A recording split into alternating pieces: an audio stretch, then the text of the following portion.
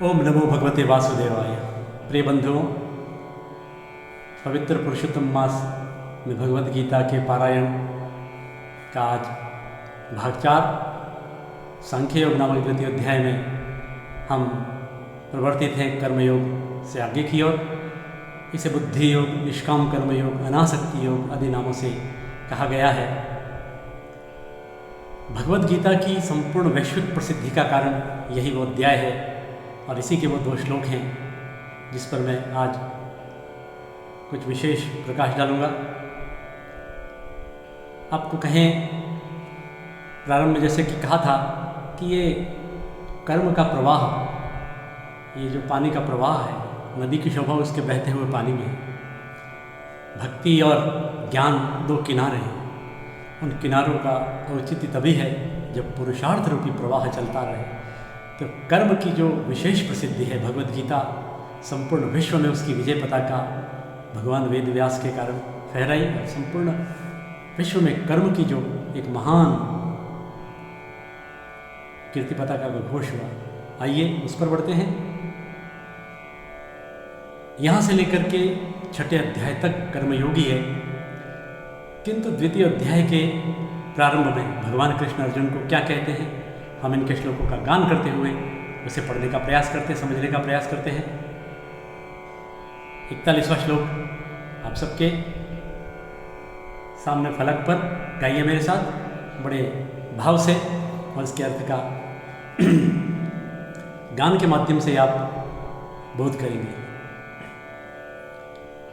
व्यवसायात्मिका बुद्धि रेकेह कुरुनंदन, बहुशाखायनन्ताश्च बुद्धयो व्यवसायिनाम्। हे कुरुनंदन, कुरुनंदन संबोधन है कुरु को, कुरुवंश को आनंदित करने वाले हे अर्जुन। इह व्यवसायात्मिका बुद्धि एका इह बुद्धि, एका इह बुद्धि रेके। यहाँ व्यवसायात्मिका बुद्धि एक ही होती है। व्यवसायात्मिका तात्पर्य यहाँ व्यवसाय शब्द को हमें व्यापार के अर्थ में नहीं लेना है। व्यवसाय का मतलब निश्चयात्मिका बुद्धि। ये बुद्धि योग में व्यवसायात्मिका मतलब निश्चयात्मिका बुद्धि, निश्चय करने वाली, सत्व मार्ग का निश्चय करने वाली व्यवसायात्मिका बुद्धि एक ही होती है। जबकि बहुशाखा ही अनंताश्च यनंताश्च, ही अनंताः च यनंताश्च। जबकि अव्यवसायियों की, जो अनिश्चयात्मिका वृत्ति वाले लोग हैं, जो केवल भोगों और कामनाओं में ही डूबे रहते हैं, ऐसे सकाम कर्मियों के लिए बहुशाखा ही अनंतः बुद्धयः, उनके लिए अनिश्चयात्मिका बुद्धि बहुशाखा वाली होती है, अनंत होती है। भांति भांति के लोग अनंत, उन्हें ये चाहिए वो चाहिए, भोगों में उलझे रहते, आज ये कल वो। तो भगवान कृष्ण कहते हैं जबकि सत्व मार्ग में निश्चयात्मिका बुद्धि एक ही है अर्जुन। बुद्धि योग के लिए एक का निश्चय, दृढ़ संधान करने वाला। आगे देखें, अगले 3 श्लोक आ रहे हैं 42, 43 और 44। ये तीनों श्लोक परस्पर आपस में एक ही हैं।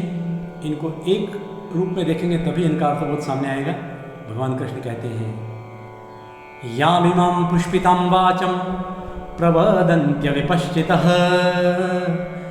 वेदवादरतः पार्थ नान्यदस्तीति कैवादिनः, कामात्मानः स्वर्गपरा जन्म कर्म फलप्रदां, क्रिया विशेष बहुलां भोगेश्वर्यं गतिं प्रति, भोगेश्वर्य प्रसक्तानां तयापहृतचेतसां, व्यवसायात्मिका बुद्धि समाधौ न विधीयते। अंतिम जो 44वें श्लोक का जो अंतिम पद है उसका देखेंगे और 42वें श्लोक का प्रारंभ देखेंगे तो अर्थबोध हो जाएगा। ये तीनों श्लोक आपस में जुड़े हुए हैं। व्यासम गिरा निर्यासम सार। क्या कहते हैं भगवान कृष्ण कि हे अर्जुन, ऐसे लोगों में व्यवसायत्मिका बुद्धि, उनकी बुद्धि परमात्मा में कभी स्थिर हो ही नहीं सकती है, जो भटकते रहते हैं भोगों में, ऐश्वर्य में। प्रारंभ से देखेंगे कि इस संसार में जो भोग और ऐश्वर्य में प्रसक्त है, डूबे हुए हैं, और फिर जो वेदवाद रतः पार्थ, पहले इनका पदच्छेद कर ले, याम इमाम पुष्पिताम, जो पुष्पितम वाचम प्रवदंती, जो दिखाऊ और शोभायुक्त वाणी को कहते हैं। यहाँ भगवान वेदव्यास की लेखनी से निश्चित हैं।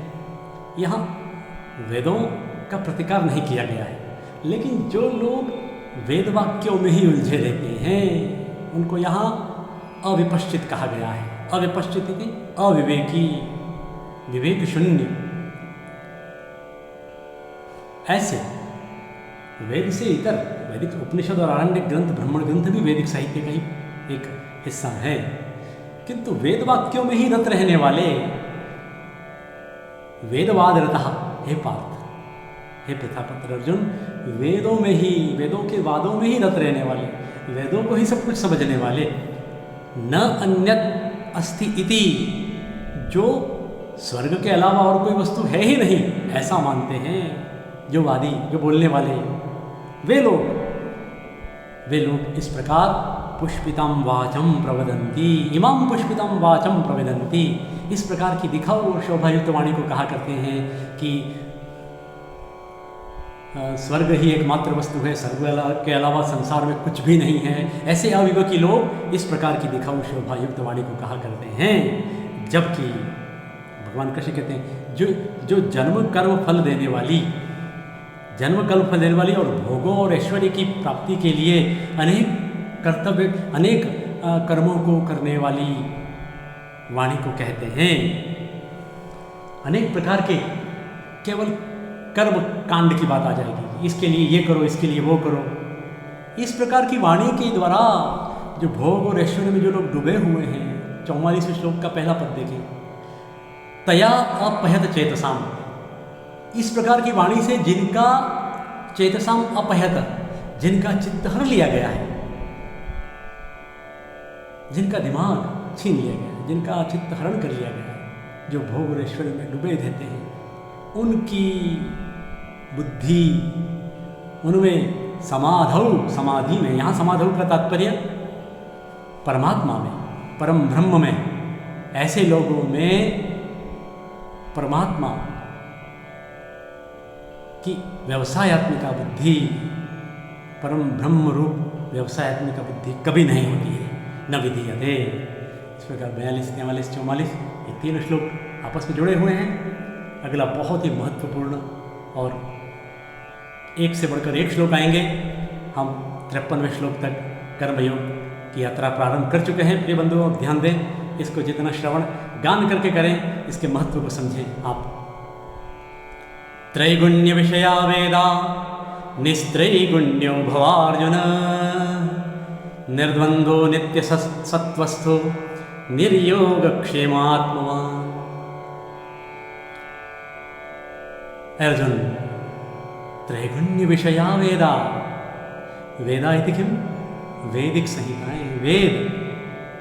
त्रैगुण्य विषया, त्रैगुण्य विषयात्मक है, 3 गुण, सत्व, रज और तम।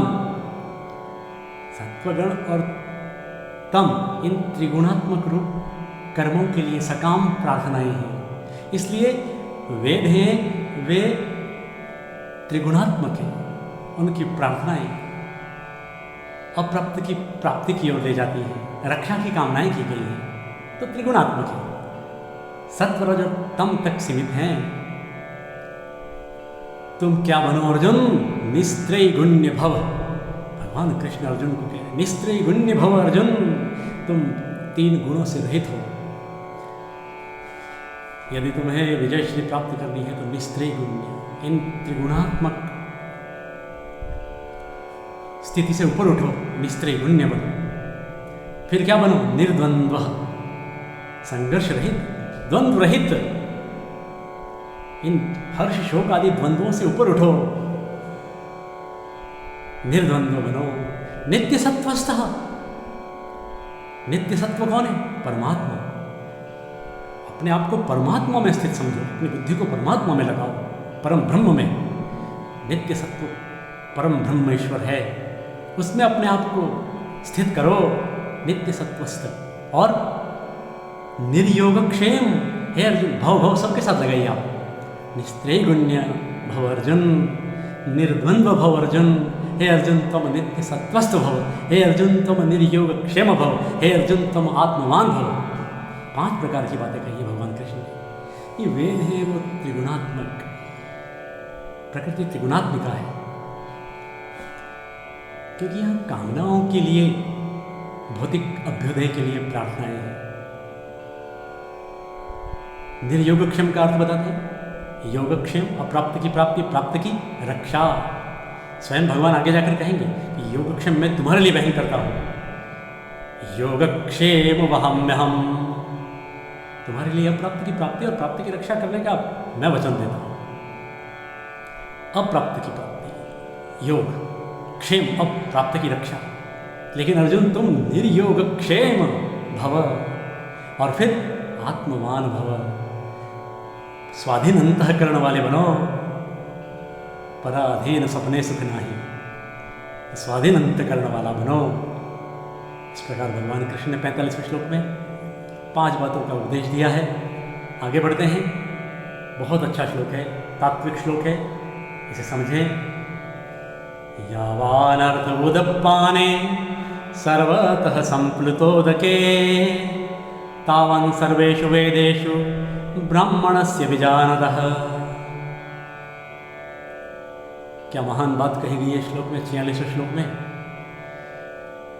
यावान, जितना, अर्थ प्रयोजन, उदपाने, उदपाने का मतलब छोटे सरोवर, कम पानी वाले सरोवर में, सर्वतः चारों ओर से, सब ओर से परिपूर्ण, संप्लुत उदके, बड़े सरोवर के मिल जाने पर, किसी बड़े जलाशय की प्राप्ति हो जाने पर, यावान उदप्पाने अर्थः, जितना प्रयोजन कम पानी वाले छोटे तालाब में रह जाता है, वैसे ही तावान सर्वेषु वेदेषु ब्रह्मणस्य विजानतः, वैसे ही तत्व को जानने वाले, तत्व ज्ञान प्राप्त कर लेने वाले, ब्रह्म का साक्षात्कार कर लेने वाले साधक, किसी विप्र, किसी ब्राह्मण के लिए वेदेषु सर्वेषु वेदेषु तावान, क्या अर्थ प्रयोजन रह जाता है। वेदों में इतना ही प्रयोजन रहता है, कम प्रयोजन रह जाता है।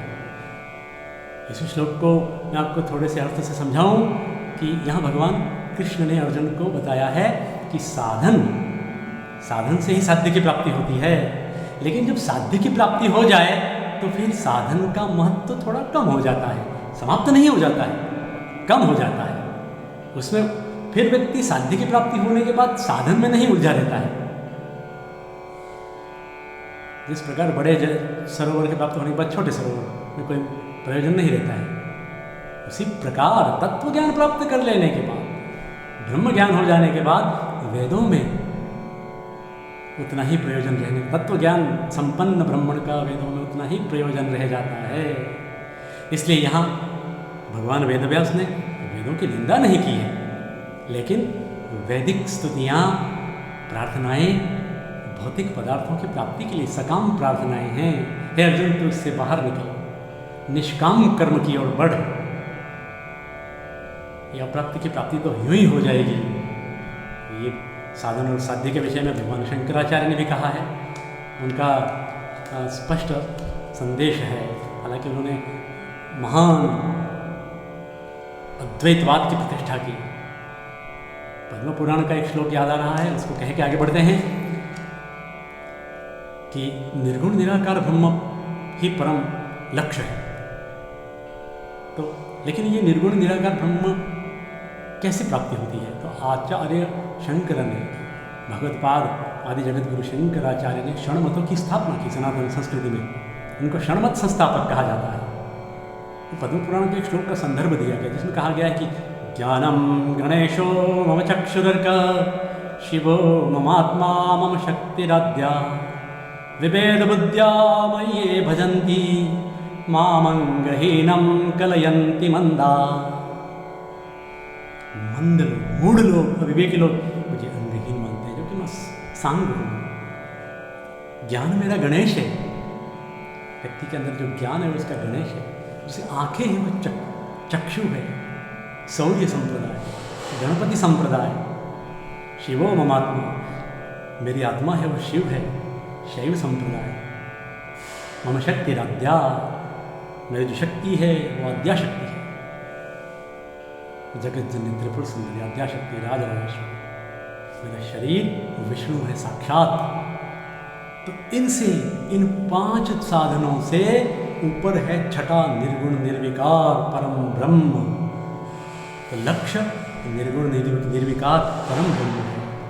इनसे होते हुए यात्रा प्रारंभ होती है। तो सगुण आराधना से निर्गुण आराधना की और इसी प्रकार का लक्ष्य अद्वैतवाद के थ्रू, अद्वैतवाद के द्वारा किया गया है। और भगवान शंकराचार्य ने ये मोनोथिज्म को पूरे विश्व में फैलाया। पहला श्रेय उनको ही जाता है। उन्होंने भगवान वेदव्यास के ब्रह्म सूत्र की इतनी बढ़िया व्याख्या करी, वेदांसार लिखा। भगवान वेदव्यास जिनका हम ये श्लोक पढ़ रहे हैं, उनकी लेखनी से निश्चित है। व्यासम गिरा निर्यासम सार विश्वस्य भारतम वंदे भूषणतयैव यदंकिता भारतीम महती। तो वेदव्यास भी क्यों कहते हैं, थोड़ा सा बता दें। क्योंकि उन्होंने वेदों में जो बातें थी, वेदों में वो त्रिज्या रूप में थी, उसका व्यासीकरण किया। एक छोटी सी लाइन थी पुराणों के माध्यम से, ब्रह्मसूत्र के माध्यम से। बादरायण वेद व्यास थे, उसका व्यासीकरण कर दिया पुराणों के माध्यम। अष्टादश पुराणेषु व्यासस्य वचनद्वयम् परोपकार पुण्याय पापाय परवेदनम्। इस प्रकार एक महान शास्त्र का प्रवर्तन किया। तो तत्व को जानने वाले ब्राह्मण के लिए वेदों में उतना ही प्रयोजन रहता है। वेद ही सब कुछ है, इस प्रकार की दृष्टि रखने वालों को यहाँ कोसा गया है एक तरह से। क्योंकि वेदों से इतर वेद साधन है, साधन से साध्य की प्राप्ति होने के बाद भी साधनों में उलझे रहना, ये गीताकार को अभिमत नहीं है। ये बात यहाँ वर्णित हुई है। आगे आइए महान श्लोकों की ओर बढ़ते हैं। गीता के महान श्लोक, मेरे साथ इसका घोष करें। कर्मण्येवाधिकारस्ते मा फलेषु कदाचन मा कर्मफल हेतुर्भुर्मा ते संगोऽस्त्वकर्मणि। भगवद गीता किसी धर्म विशेष का ग्रंथ नहीं है, ये मानव कल्याण का ग्रंथ है। डिम डिम घोष है पुरुषार्थ का। इस श्लोक में 4 बातें आई हैं, हम चारों की व्याख्या करेंगे। हे अर्जुन, कर्मणि एव अधिकारः ते अधिकारः कर्मणि एव। तुम्हारा अधिकार कर्म में ही है, एवं ही। फलेषु कदाचन मां, फलों में कभी नहीं। तीसरी बात है मां कर्मफल हेतुर्भु, तुम कर्मफल के हेतु मत बनो। अर्थात कर्मफल का अपने आप को कारण मत समझो।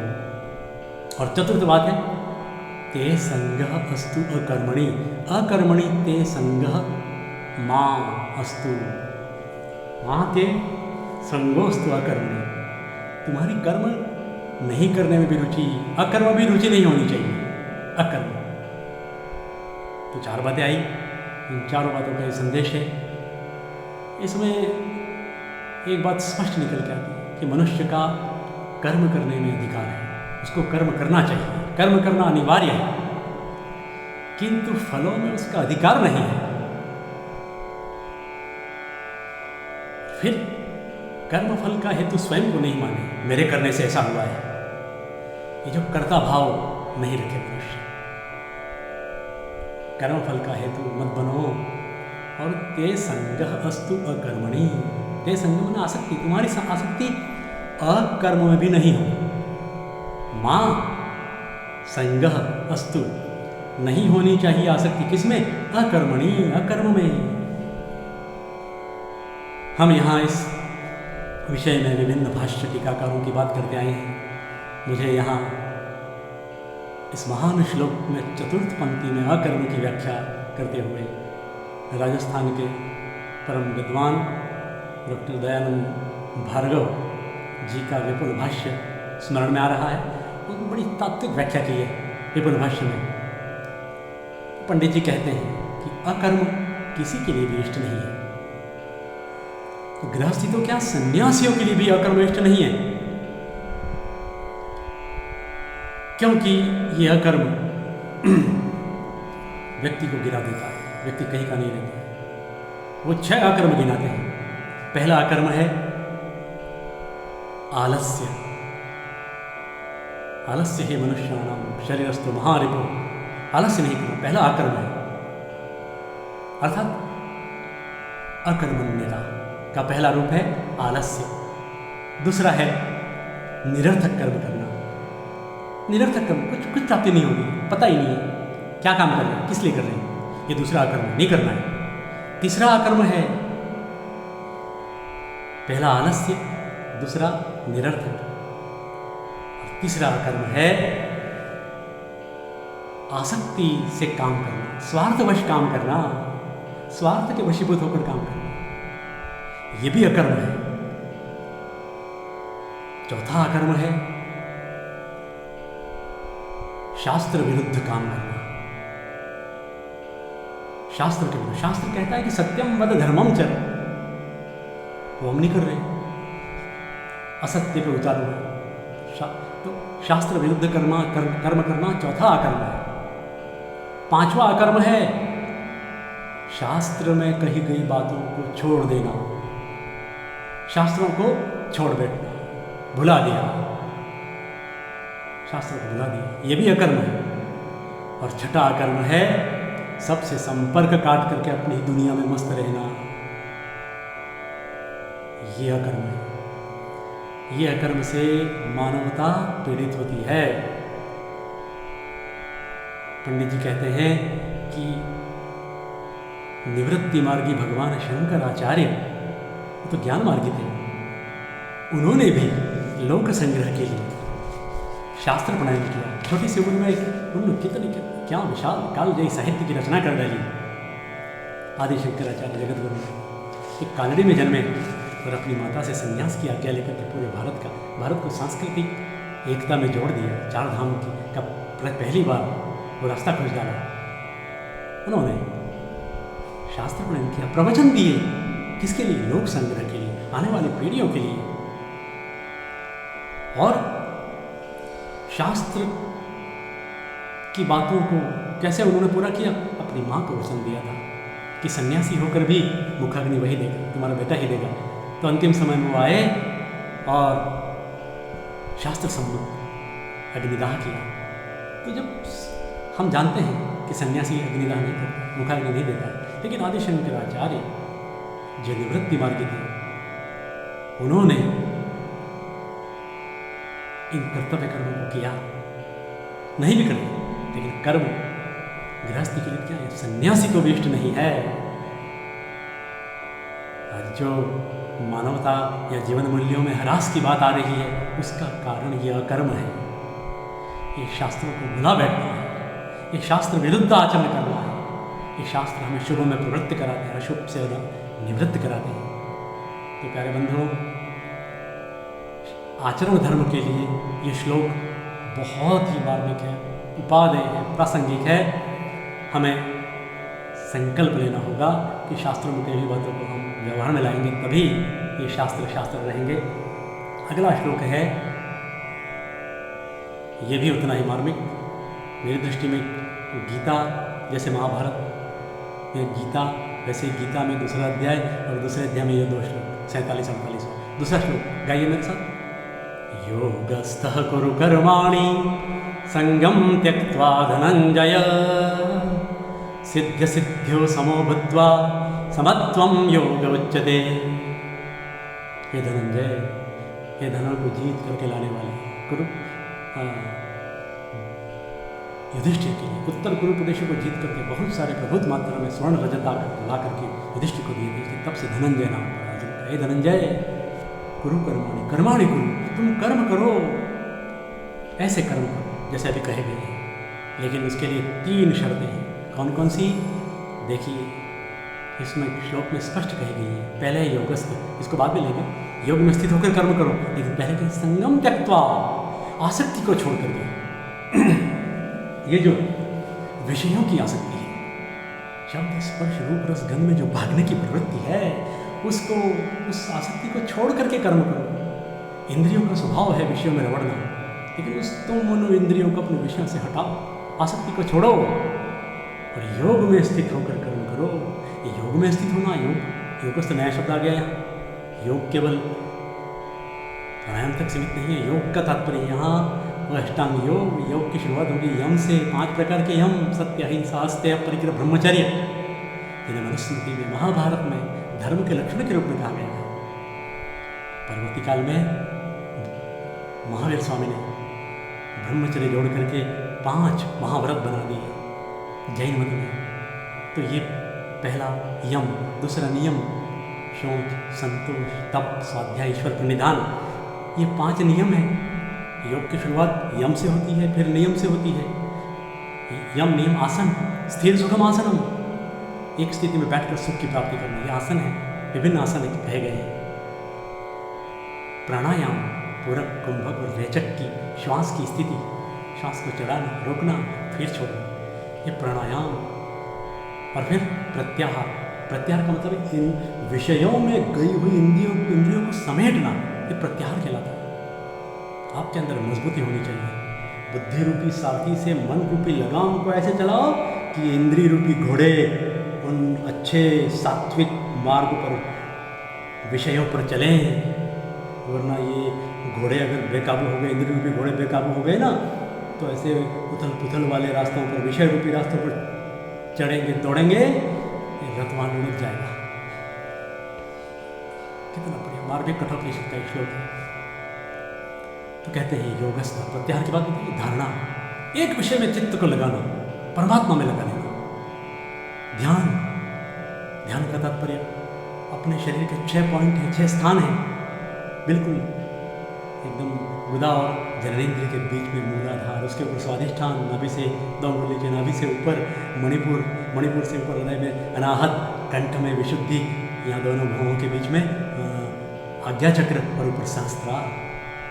इनसे ध्यान की मुद्रा लाना, ब्रह्म तत्व की प्राप्ति की ओर बढ़ना। और फिर समाधि। समाधि भी 2, निर्विकल्पक, पहले सविकल्पक, फिर निर्विकल्पक, परमात्मा की प्राप्ति। महान योग है। योग के विषय में, योग में स्थित होकर कर्म करो अर्जुन। फिर सिद्ध सिद्धियों समो भूत्वा, सिद्धि और असिद्धि में समान रह करके, सफलता और सफलता में समान रह करके कर्म करो। ये कर्म करने के लिए 3 बातें हैं। आसक्ति को छोड़ना पड़ेगा, छोड़ना पड़ेगा, और सिद्धि और असिद्धि में समान रहना पड़ेगा, क्योंकि समत्व ही योग है। समत्वम योग उच्यते, समता का नाम ही योग है। योग को छोटे शब्दों में कहना, समता ही योग है, समत्व ही योग है अर्जुन। अगला श्लोक पढ़िए, 2 श्लोकों की मैंने व्याख्या करी, देखिए। दूरेण यवरम कर्म बुद्धि योगा धनंजय, बुद्धौ शरणमन्विच्छ कृपणाः फलहेतवः।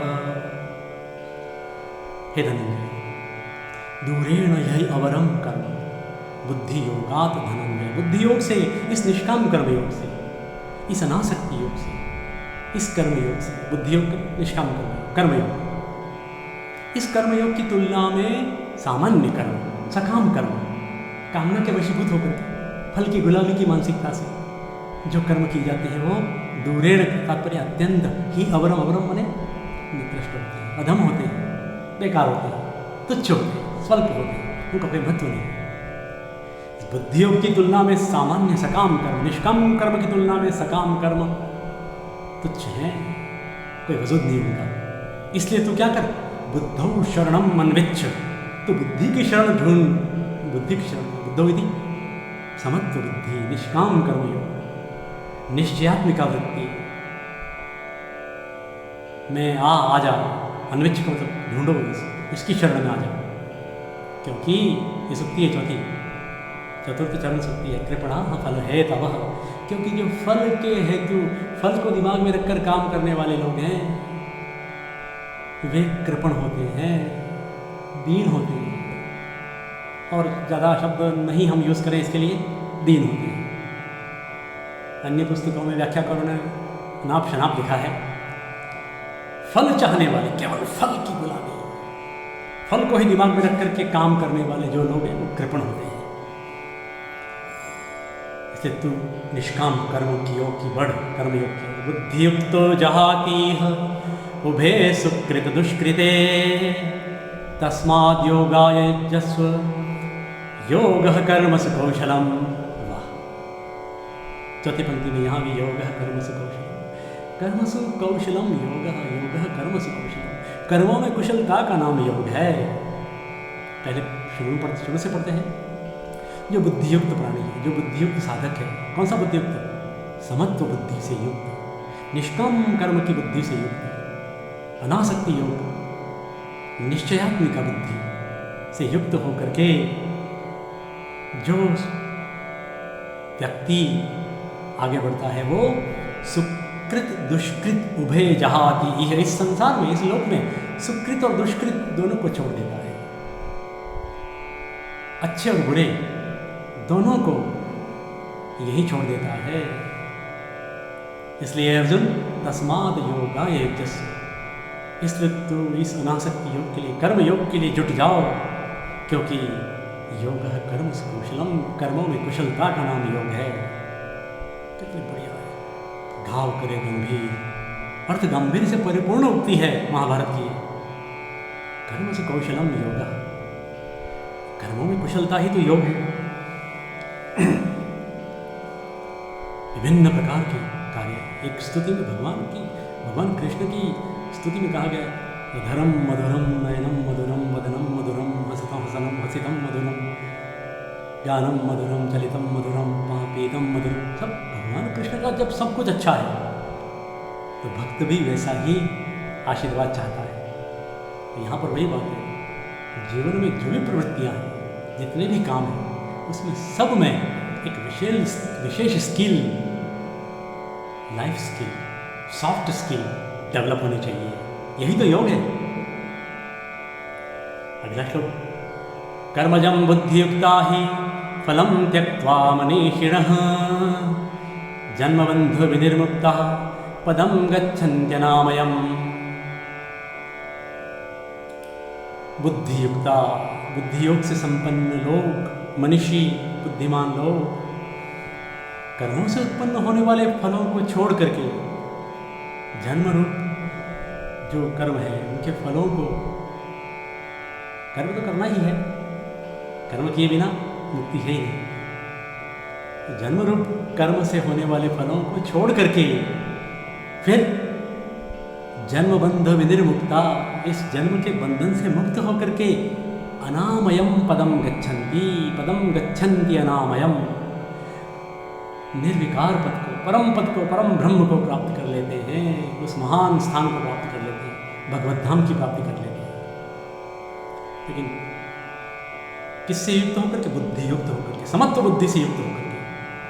कर्म से होने वाले जो कर्म के जो फल हैं, उन फलों को छोड़ करके, त्याग करके, भगवान कहते हैं आगे, यदा ते मोह कलिलम बुद्धिर्व्यतितरिष्यति तदा गन्तासि निर्वेदम श्रोतव्यस्य श्रुतस्य च। हे अर्जुन, यदा ते मोह कलिलम बुद्धि, जब तुम्हारी मोह कलिलम बुद्धि, मोह के दलदल में फंसी हुई तुम्हारी बुद्धि, यहाँ बुद्धि कब सामान्य बुद्धि, इंसान की जैसे बुद्धि होती सामान्य प्रज्ञा। हे अर्जुन, तुम्हारी मोह के दलदल में फंसी हुई यह बुद्धि जब इसको तैर करके पार कर जाएगी, इस मोह के दलदल को पार कर जाएगी, तब तुम गंतासी जाओगे, प्राप्त होगे निर्वेदम श्रोतव्यस्य श्रुतस्य च। क्या बात है, इतना महान श्लोक है कि निर्वेदम, तब तुम निर्वेद को, निर्वेद का तात्पर्य यहाँ वैराग्य से है, तब तुम उस वैराग्य को प्राप्त हो जाओगे जो श्रोतव्यस्य श्रुतस्य च, जो सुनने में आने वाले हैं अभी, और श्रुतस्य जो हो चुके हैं, अर्थात जो बीत चुके हैं और जो आने वाले हैं। अर्थात इस लोक और परलोक के संबंधित सभी भोगों से तुम वैराग्य को प्राप्त हो जाओगे, निर्वेद को प्राप्त हो जाओगे, जब इस मोह के दलदल से तुम्हारी बुद्धि तैर करके पार आ जाएगी। अगले श्लोक में कहते हैं भगवान श्री कृष्ण, ये इस द्वितीय अध्याय का जो कर्मयोग का प्रकरण चल रहा है उसका ये मेरी दृष्टि में, क्योंकि इसके बाद स्थित प्रज्ञ का लक्षण शुरू होता है, स्थित प्रज्ञ का कर्मयोग का ही विषय है, किंतु यहाँ जो निष्काम कर्मयोग का ये अंतिम श्लोक है। हालांकि 6 अध्याय कर्मयोगी कहे गए हैं। श्रुति विप्रतिपन्नाते यदा स्थास्यति निश्चला समाधावचला बुद्धिस्तदा योगमवाप्स्यसि। श्रुतियों से भी प्रतिपन्न हुई तुम्हारी बुद्धि यदा निश्चला स्थास्यति, जब निश्चल हो जाएगी, अचल हो जाएगी। श्रुतियों से भी प्रतिपन्न का तात्पर्य, यहाँ श्रुति का तात्पर्य केवल वेद नहीं है, भांति भांति के वचन सुनने से विप्रतिपन्न होना स्वाभाविक है, विप्रतिपत्ति होना स्वाभाविक है। ये कह रहा ये है, उनका कहना ये है, वो सब श्रुति विभिन्ना स्मृतिश्च भिन्ना, तो बहुत सारी बातें हैं, उसमें सत्य क्या है, कोई ये कह रहा है, कोई वो कह रहा है। तो श्रुतियों से को सुन करके विप्रतिपत्ति में आ गई तुम्हारी बुद्धि, जब निश्चल हो जाएगी, अचल हो जाएगी। कब, कहाँ? समाधौ अचला, समाधि में, परमात्मा में, इस ब्रह्म में जब अचल हो जाएगी, अर्थात प्रभावित नहीं होगी, तदा योगम अवाप्स्यसि, तभी तुम्हें योग की प्राप्ति होगी, निष्काम कर्म योग की प्राप्ति। योग की प्राप्ति तभी होगी अर्जुन, जब भांति भांति के वचनों को सुनने से क्रांत हुई, भ्रांत हुई बुद्धि समाधि में अचल हो जाएगी, परमात्मा में अचल हो जाएगी। तो इस प्रकार ये श्लोक कर्मयोग के विषय के हैं। आज इनका कुछ विशेष व्याख्यान हुआ है, आगे कल के भाग में स्थित प्रज्ञ का लक्षण कहेंगे। तब तक ओम नमो भगवते वासुदेव।